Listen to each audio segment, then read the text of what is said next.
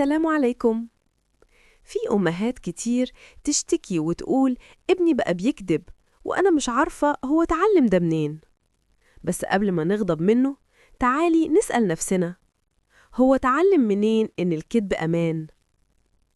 الطفل ما بيكذبش علشان يحب الغلط، هو بيكذب علشان يخاف من الحقيقة، خاف من العقاب، خاف من الزعل، خاف من نبرة الصوت العالية، فبدأ يستخبى ورا الكلمة اللي تنجيه حتى لو كانت كذبة صغيرة. والغلط الحقيقي مش في الكلمة اللي قالها، الغلط في الجو اللي خلاه ما يحسش بالأمان وهو بيحكي الحقيقة. لما ابنك يغلط ويعترف ما تعاقبيهوش، احضنيه وقوليله أنا مبسوطة إنك قلتلي الحقيقة، كده أنا هعرف أساعدك. الكلمة دي هتبني منكم جسر ثقة أقوى من أي خوف. وخديها قاعدة يا أم، البيت اللي فيه أمان بيطلع أولاد صادقين، لكن البيت اللي فيه خوف بيزرع الكذب حتى لو من غير قصد. الغلط إيه؟ الغلط إننا نعلم أولادنا يخبوا الحقيقة علشان ينجوا من زعلنا، لكن الصح نعلمهم يواجهوا الغلط بصدق وهدوء. يا أم، يا أغلى قلب في الدنيا، عارفة إن أكتر حاجة توجعك إن ابنك يبصلك بعينه الحلوة دي ويقولك كلمة مش حقيقية، تحسي إنك اتخدعتي وإنك فشلتي في تربيته. بس قبل ما تزعلي منه تعالى نهدى سوا ونفكر بهدوء، هو ليه كذب؟ هل الكذب جه من فراغ ولا كان ليه جذور إحنا زرعناها من غير قصد؟ الطفل لما بيتولد بيبقى صفحة بيضة، ما يعرفش يعني إيه كذب ولا صدق، لكن أول ما يجرب يقول الحقيقة ويتعاقب يتعلم أول درس خاطئ في حياته، إن الصراحة بتوجع. ومع كل مرة يتوبخ فيها أو يتعاقب على اعترافه بيتعلم درس جديد، إن الكذب أأمن من الحقيقة. وبيبدأ يهرب من المواجهة مش علشان هو شرير، لكن علشان بيخاف من رد فعلنا. الغلط فين؟ الغلط إننا بنعاقب الطفل على صدقه بدل ما نشجعه عليه، بنخوفه من الغلط بدل ما نعلمه إزاي يصلحه. الطفل اللي بيتربى في بيت فيه حب وأمان مش بيحتاج يكذب، لأنه عارف إنه لما يغلط فيه حضن يستقبله مش صريخ يخوفه. أوقات كمان الكذب بيتعلمه الطفل مننا وإحنا مش واخدين بالنا، لما يشوفنا بنقول قول اللي على الباب إن نايمة أو ما تقوليش لبابا، هو بيشوف وبيتعلم وبيترسخ في دماغه إن الكذب أحياناً وسيلة ذكية مش خطأ. والأم اللي عايزة تربي طفل لازم تكون قدوة صادقة قدام عينه. تعالوا نسمع حكاية من سته. زمان كان في ولد اسمه كريم، كسر كوباية غالية جدا وخاف يقول الحقيقة فاتهم أخته الصغيرة. أمه صدقته وزعلت من أخته جدا، لكن بعد كام يوم كريم ما قدرش ينام، فضل يعيط وقال لمامته أنا اللي كسرتها يا ماما، بس كنت خايف من زعلك. الأم حضنته وبكت وقالت له أنا اللي علمتك الخوف مش الصراحة.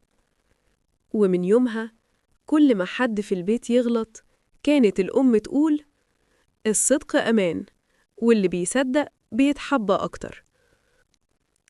شايفة يا حبيبتي؟ الخوف علم كريم الكذب، لكن حضن أمه علمه الصدق. الولد اللي بيطمن لمشاعر أمه هيصدق دايما وهيحكي لها عن كل حاجة. إحنا أوقات بننسى إن التربية مش بس صح وغلط، لكنها علاقة فيها حب وأمان وثقة. علمي ابنك إن الاعتراف بالغلط بطولة مش ضعف، إن الصدق هو أول خطوة في طريق الرجولة والنضج، وإن الأم اللي بتسمع بحب بتبني ابنها من جوه مش بتكسره بعقاب لحظة غضب. الغلط إيه؟ الغلط إننا نكسر في ولادنا إحساس الأمان فنخليهم يستخبوا مننا بدل ما يجروا لينا. الغلط إننا نفتكر إن التربية صوت عالي وعقاب مع إن التربية الحقيقية هي فهم ومشاركة. يا ابنك محتاج يسمع منك كلمة أنا فاهمة أكتر من كلمة إزاي تعمل كده. محتاج حضنك أكتر من عقابك. لما يغلط شجعيه إنه يقول الحقيقة حتى لو وجعتك الكلمة، لأن كل مرة هيحيي فيها بصدق هتبني جواه رجل صادق وإنسان سوي.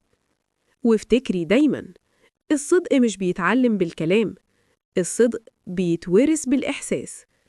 ابنك لما يطمنلك هيسلمك مفاتيح قلبه، ولما يخاف منك هيقفل بابه جوه نفسه.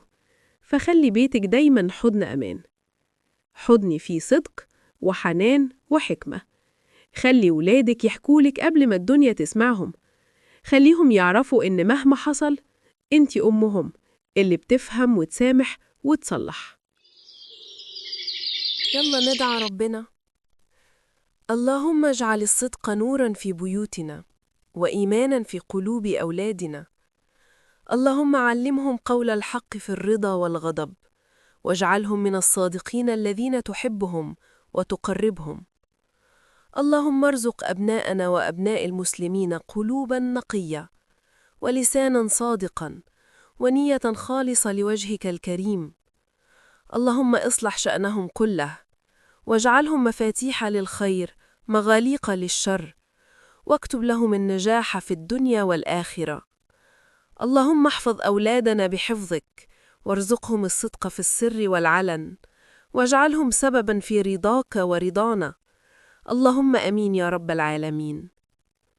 ولو الحلقة دي لمست قلبك يا وذكرتك إن التربية مش خوف ولا صريخ، لكن حب واحتواء وصبر، فما تنسيش تعملي لايك وتشتركي في قناة زهرة للتربية والأسرة السعيدة، لأن في القناة دي هتلاقي دايماً محتوى صادق من قلب لأم، قصص تربوية حقيقية فيها عبرة وتطبيق عملي، دعم نفسي وروحي يخليكي رايقة وواعية، وحكايات ستو اللي دايماً بتنور لنا الطريق بحكمتها.